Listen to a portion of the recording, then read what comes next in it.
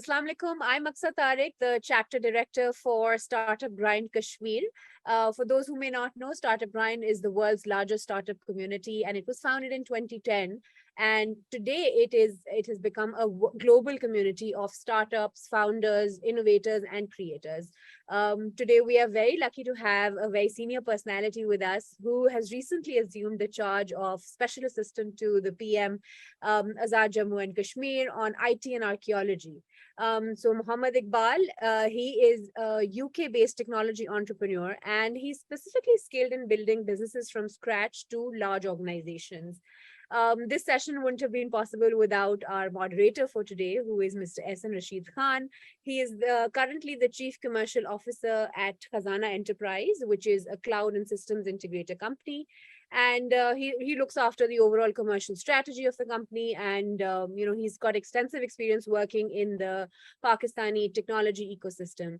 Of course, hailing from Kashmir itself, he's very passionate about, building something in the region and contributing to it. And I think their greatest contribution I can speak for both of them, has been their work in the technology industry. And we would love to hear more from both of them here today. Ahsan Saab will be our moderator for today, so I'll give the floor to him to formally introduce our speaker for today and lead the fireside chat with Mr. Mohammad Iqbal. So Ahsan Saab, over to you. Thank you so much, Aksa. Thank you for such a wonderful and humbling introduction. So we're just trying to do our bit, and it's a real honor for us that Chaudhry Mohammad Iqbal Saab, the SAPM on IT for the Azad Kashmir government, has spared time, for this interview today. So I'll just directly get into it. I know he's passionate. I mean, he's left everything, back in London for his business, and he came here. Obviously, he's, and running that business from here, but his main focus is how to build the technology landscape in Azad Jammu and Kashmir, so that people, and especially the younger generation, the youth, the students, they get a chance on equal footing, for being entrepreneur, for bringing technology into their lives. So that is what Chaudhry Mohammad Iqbal Saab is passionate about. And I'll just go into it. Thank you so much again, Aksa, for the opportunity. Iqbal Saab, if I may ask you, can you share a quick overview, background before you joined as the SAPM? That really help our audience to know a bit more about you, and then we'll move on to the core ICT questions. Yeah, sure. Thank you very much, Ahsan, for today's invite. It's a pleasure to be with you folks and to talk a little bit about our plans for AJK. My background is I grew up in the UK. I'm originally from Azad Kashmir, and I spent many years, I like to call myself a serial entrepreneur. And this is building businesses from scratch. Originally, it was in sort of bricks and mortars retail, but some years ago, I saw the opportunity in e-commerce business. And for the last 10 years, I've been building e-commerce businesses to from a small scale to a grand scale. And, as you know, IT plays a big part in that. And then sort of recently, I've taken the opportunity to come back and share some of my experience, some of my learnings along that journey for the last 30 years. I'm hoping to help some of our youth to improve their livelihoods in the place of my birth, which is Azad Kashmir. Apologies for that. Please continue. So so as I said already, my background has been in business in the UK. I've had a journey from learning from the bottom up. I've run businesses that have ended up in the sort of London Stock Exchange. I've worked with private equity houses, so I understand how the private sector needs to work in this particular field. And as I said, my main plans now are to come and see how I can impart some of that knowledge and learnings back here in Pakistan and Azad Kashmir. That's, I think, transformative from e-commerce and getting here trying to do your role part. I think we're really proud of you for the contributions that you're making. But tell me more, I mean, let's talk more about your role at SAPM for AJK since you joined in. So take us through some of the challenges that you saw when you joined in, and how this current role will, evolve into helping the government in realizing the ICT transformation dream for the youth in AJK. So a little bit of a background. When I set up my latest venture, which was an e-commerce business in the UK, I looked at Pakistan for a place to do some of my back office outsourcing. And I realized there was the talent here, but there wasn't the infrastructure available. So I came to Pakistan.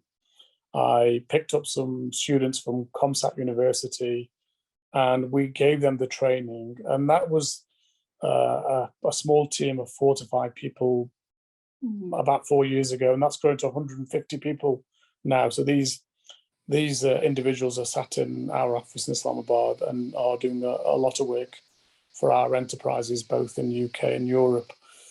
So that made me realise there's a huge potential for IT in Pakistan. And when the PTI government was formed in AJK, I had the pleasure and the opportunity to come back and do something.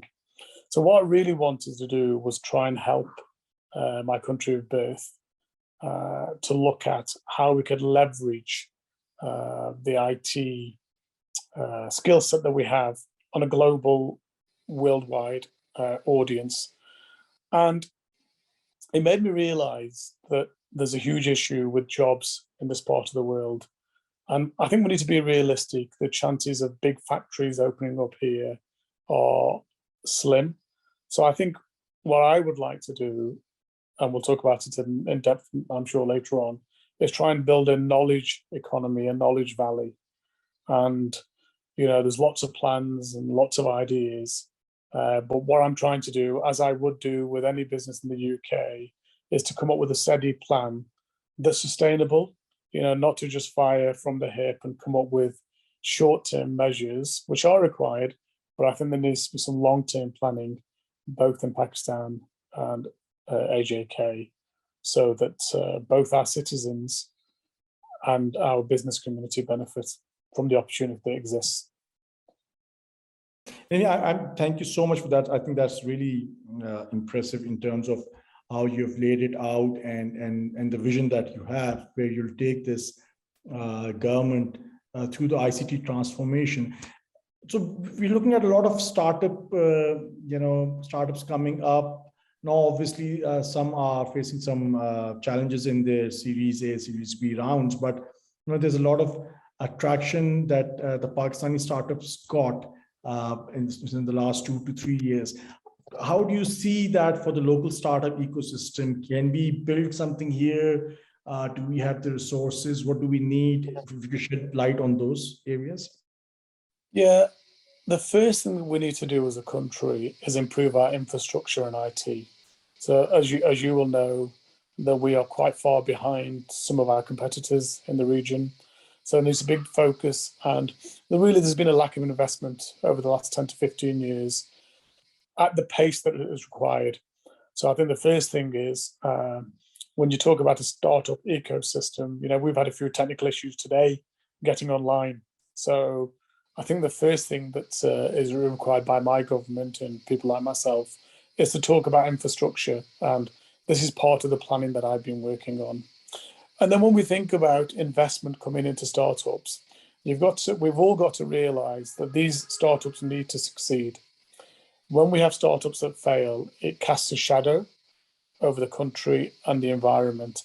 And also, I think it's about uplifting the youth, giving them ideas.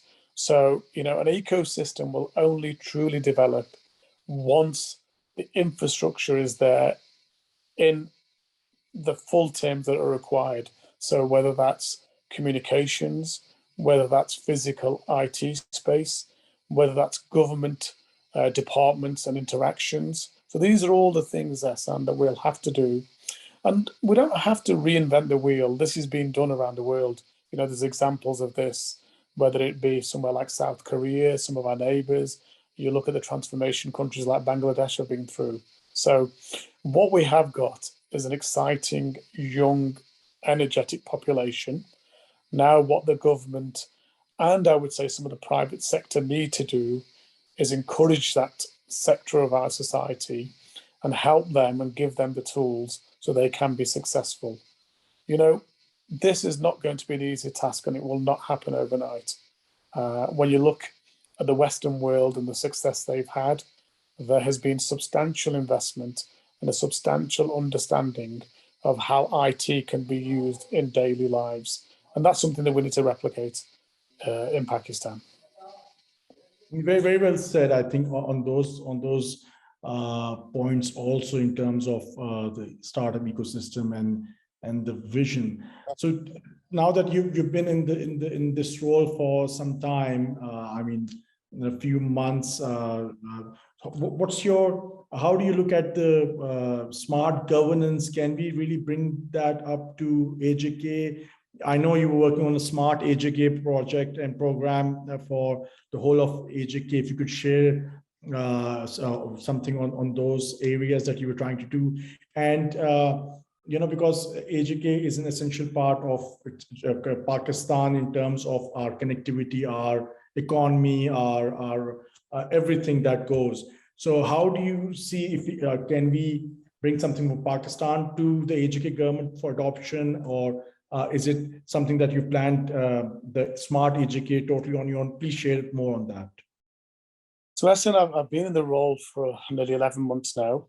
The first few months, to be brutally honest, were spent me understanding the system, sort of political life, and how government and the bureaucratic system works. So when you're, from the private sector like I am, I'm used to getting things done, like yesterday. So I've had to learn that, I've had to adapt to how things work. And I think, I'm not going to criticize our government and bureaucratic system too much, because I think it's the same in the whole world.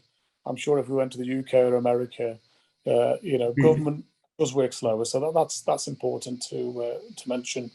What I really want to do, what I've been doing, is because many people didn't know me, so it was very lucky for me to go and interact on the ground level. I've visited several government departments just as a citizen to try and understand what is a need of the citizen and how the government can play its role and how we can use IT and a digital platform. What I realised, and also the sort of important factor for Azad Kashmir, is a huge amount of people living overseas Kashmiri diaspora. So the number one area that I thought that our government has started some work in the past but needs to accelerate is the digitalization of land records. There's a number of studies that have been done around the world that this is an aspect that if you get the wealth distribution right and have a fair system, it solves a lot of problems. So this is an area that I'm focused on. This is an area that we're working very hard on. So far, I can tell you over 1 million land records have been scanned in and digitalized. And there's a huge program because I think we need to hit a number of 6 to 7 million.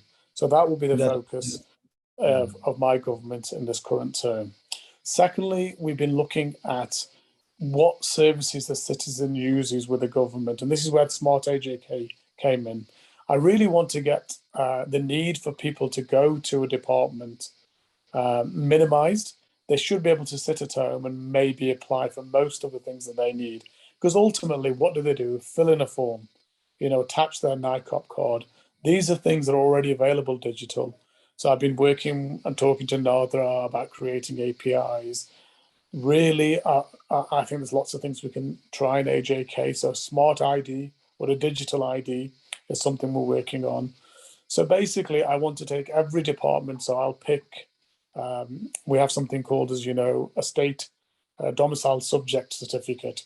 So this is something where people have to prove that they have the rights to buy property, for example, in Azad Jammu Kashmir or certain jobs. So it's quite a difficult process. You have to visit an office, fill in lots of forms.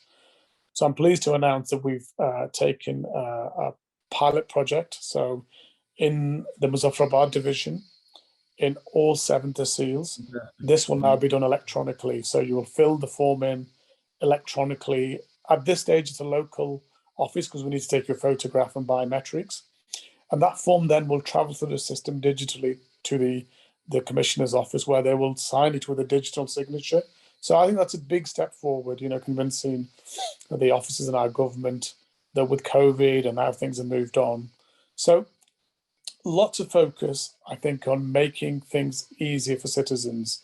And these are things that have been done around the world. I think with COVID, there's been lots of examples, lots of ideas. Another idea is telehealth. So we're about to open up 13 centres, far-flung areas where doctors are not available. So now a doctor can sit in Islamabad, Lahore, Karachi, and do, speak to a patient, do a diagnosis. There's digital equipment there. So, it's been at the ground level and trying to understand what citizens need and what we can make digital. So there's a journey. As I said to you, it's a long journey. These things won't happen overnight. But the good thing is that, it's something the chairman of the party, Imran Khan, is very, very keen to do. And you've seen lots of this done in KPK. And I think, because it's smaller, Ahsan, there's a lot more opportunity for us to roll these things out faster. So we'll be focusing on that particular area. And those examples I've given of telehealth, land records. We're setting up a complaints app, so people will be able to register complaints and they will go direct to the relevant department. And I think KPIs to monitor what's happening. So, we'll have a complete digital unit inside the PM's office. So that's something that's never happened before. So we're really giving citizens a voice to speak to those in power directly. I think those sound those sound amazing. All of these, especially the digital identity one, is really close to my heart because I was also and still working on those lines. But I think yes, you've got it nailed down to these 4 or 5 areas: digital identity, land records, the domicile automation, then complaint management system for the citizens' benefit. I think this one, if you get these 4 or 5 areas right in the next 2 years, I think you've done your work basically for AJK. So we definitely more power to you, and anything that we can help you achieve this. So in all, in your tenure, I think if you can focus on these particular areas, bringing up the startup ecosystem, giving the youth, the students, the fresh graduates opportunities to interact with, let's say, founders from Pakistan, or getting an incubation center going, I think that will also really help the overall startup ecosystem. So traditionally, AJK has been viewed as an outpost, and along with GB. And we're seeing a lot of development also happening in the ICT sector in Gilgit-Baltistan. So any on the STZA you want to do for AJK? Yeah. I know Amir Hashmi is also doing, STZA is doing a lot of good work in Pakistan. So are we bringing that model into AJK? And then your CPEC has also changed the conversation. So how do you see these crossovers from the STZA point of view and from IT departments from rest of Pakistan and clients? Let me take a few minutes now and talk about the business side, the job side, and the economy side. So we talked about citizen services. So as I said right at the beginning, I see a massive opportunity in a knowledge economy. And because, I've literally taken a small setup from 2 people to 150 people and seeing the quality of work that can be delivered, what I've decided to do is focus on, first of all, creating the talent. So I managed to get my government to approve something I call IT excellence centres. So the first one will be opening in your backyard, Ahsan, in Ravlakote. And this is where this is where we're going to take students who have left university and actually train them on the latest technology that's required by Western countries. So, for example, if we talk about ERP systems, we're talking about Microsoft Business Central. If we talk about e-commerce platforms, Shopify, Magento, if we talk about data sciences. So these are all the areas where there are jobs today. You will both know that today there's around, 3 million vacancies around the world in the IT sector. So I see this as an opportunity for the AJK government to train our youth in those relevant industries. And because I have a huge exposure overseas, it's something I can focus on, identifying what the skill requirement is, and then using the government resources and application and doing that. So the plan is to first of all have an IT Excellence Centre in each division, and then hopefully, based upon the success, to roll that out to each district. And if we take Ravla Court, if we manage to train 800 people, students, that will equate to 1.5 billion rupees into the economy through basically salary. So it's huge. Alongside that, I've been working with the STZA authority in Pakistan. I asked Ahmad Hashmi, and he very kindly obliged. He visited the AJK state. We showed him the Mirpur University, and I'm pleased to say that we've been given formal consent for an STZA to be built in Mirpur. And this, why did we choose Mirpur? Mirpur has a lot of connections with overseas Kashmiris. And my plan will be to encourage people like myself to come up and open up back offices in Mirpur. Mirpur is very closely connected to Pakistan with a road network, as you know. And it makes complete sense to do this next to a university where you've got that ecosystem already developing. So the long-term vision is a 10-year plan to create 100,000 jobs in AJK, in IT. And, we've seen, again, I said earlier on, we're not reinventing the wheel. We've seen this happen in South Korea. We've seen it happen in China. We've seen it happening in our neighboring countries. So, the goals are to train the people, the human capital, that's what we're sat on, great human capital. Let's put the infrastructure in there. Lots of discussions with the private sector about improving the network capabilities across the AJK. Let's look at how we can establish better links with overseas Kashmiris, because I think they will play a vital role. If you look at what the Chinese community, the Bangladeshi community, and the Indian community that lived overseas did for their home countries, there's lots of learnings there. And I think we need to replicate that. And also making my government understand that we need to be not a roadblock in the way of commerce. We need to be facilitating, we need to be making sure that ease of business, one window operations. We talk about these things a lot, Ahsan, but we need to make these happen.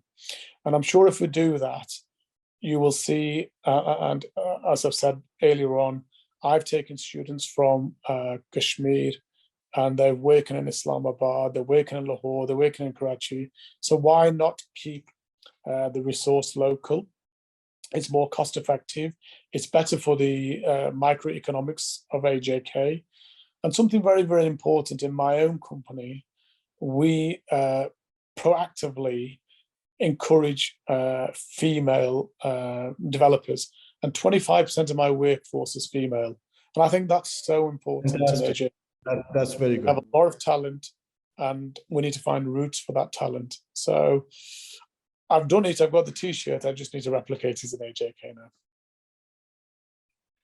Yeah, I think that those are wonderful insights that you've shared. I think both me and Aksa are, I'm actually very happy and blown away in terms of what the vision is and how Iqbal Bhai is sharing it. And like I said before, that all our support to you to achieving or making this vision a reality. Anything that we can do in our capacity, we are there as Kashmiris, and obviously as Pakistani citizens. I think we want to see the success of ICT, the fruits of ICT that Pakistan and Pakistani youth and startups are now they have seen. We want that to replicate that in AJK. And I think with you at the helm of affairs, and with you with all the support that government is giving to you and your vision, I believe that nothing is impossible I rarely use these words, but after hearing you, I'm really confident that we can achieve this. Over to you, Aksa. Thank you. Thank you very much. And I would definitely second that, that your heart is in the right place. And we've seen, of course, through your, career trajectory also that you have the right kind of experience to sort of make that happen in a place where really, it's required.